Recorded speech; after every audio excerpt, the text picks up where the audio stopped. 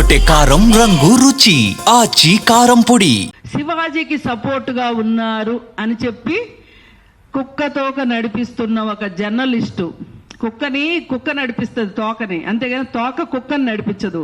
అలాంటి ఒక మహానుభావుడైన senior journalist మాట్లాడిన తరువాత ఈ సమస్యకి పరిష్కారం లభించలేదు కాబట్టే మనం ఇక్కడ కూర్చోవాల్సి వచ్చింది.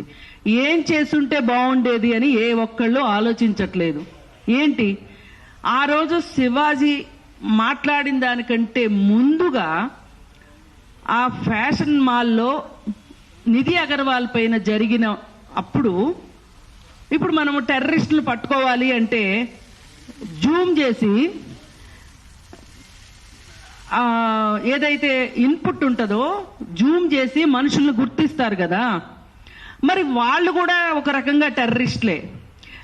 నిధి అగర్వాల్ పైన అలా చేసిన వాళ్ళని గన పట్టుకుని ఉన్నట్లయితే శివాజీ అక్కడ మాట్లాడి ఉండేవాడు కాదు. ఇది ప్రభుత్వ వైఫల్యంగా నేను ఫీల్ అవుతున్నా. షీ టీమ్స్ ఉంది కదా, ఏం చేస్తుంది షీ టీమ్స్?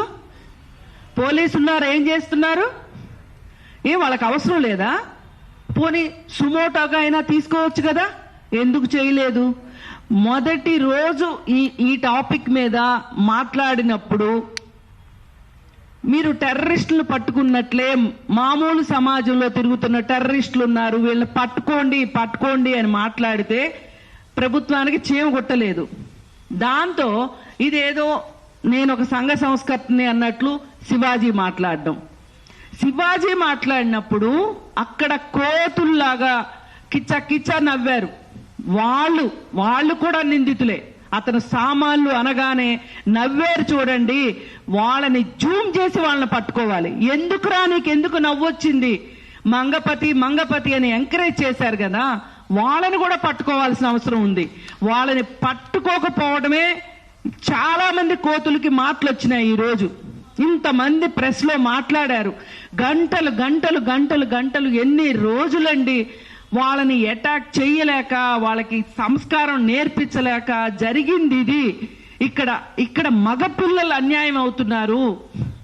బాధితులు ఆడపిల్లలే కాదు, రేపొద్దున ఈ మగపిల్లలు మీరిచ్చిన ప్రోత్సాహంతో వాళ్ళు గాని అత్యాచారం దాకా వెళ్ళక్కర్లా, జస్ట్ బుల్లీ చేస్తే కూడా ఆ అమ్మాయి గాని ధైర్యంగా కంప్లైంట్ ఇస్తే మీ మీద 354 ABCD అట్రాక్ట్ అవుతుంది. ఆ రోజు తెలుస్తుంది, తల్లుల్లారా మీకు తండ్రుల్లారా, ఈవేళ మీరు 95% చేరిపోతే రేపొద్దున మీ పిల్లలు గాని కేసుల్లో ఇరుక్కుంటే ఈ శివాజీ రాడు, ఈ సంధ్యారెడ్డి రాదు, ఎవరూ రారు. ఆఖరికి పేరు మోసిన గొప్ప జర్నలిస్టు ముసలివాడైపోయాడు, కురువృద్ధుడు అని చెప్పుకుంటున్నాడు, ఆ కురువృద్ధుడు కూడా రాడు అని చెప్తుంటే ఒక్కళ్ళకంటే చీమ గుట్టినట్టు లేదు. రోజుకి స్పైక్ పెరుగుతా ఉంది. దీనికి తోడు ఇవన్నీ జరిగిన తర్వాత ఇంకొక విషయం, గంగాధర్ శాస్త్రి అనబడే ఒక దగుల్బాజీ ఏం మాట్లాడాడో తెలుసా అండి? అందరి నోటీస్కి వచ్చిందో లేదో, విచిత్రమైన బట్టలేసుకుని మగవాళ్ళని ఆకర్షించుకునే బట్టలేసుకునే ప్రతి ఆడపిల్ల నా దృష్టిలో వేశ్య అని పబ్లిక్ గా ఇంటర్వ్యూ ఇచ్చాడు.